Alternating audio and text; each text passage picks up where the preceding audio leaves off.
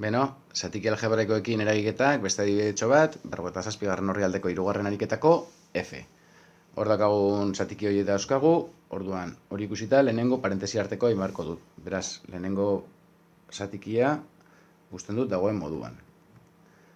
Bale, zati, orain barruko hau eragin beharko dut. Bale, jarri behar dut, bi zatiki hauen artean izendatzaile komuna, bakit batean dauka dela x, bestera x-ken bat, horien arteko izendatzaile komuna da x bider x-ken bat. Orduan, lehenengo zatikiari falta zaio, behan egiten dut bider x-ken bat egitea, eta bigarrenari x-ken bat daukan, orduan biderkatu behar dut bider x, orduan, ken x.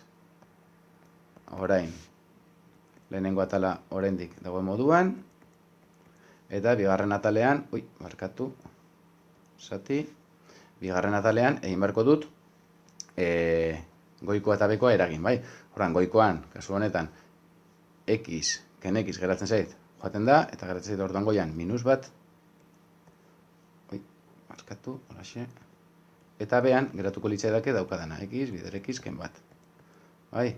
Orduan orain, zatiketa egiteko, badakigut goian biderkatu behar dudala hau honekin, beraz, geratuko litzaidake x berriru, bider x-ken bat, goian, eta behan, geratu behar zait, hau honekin biderkatuta.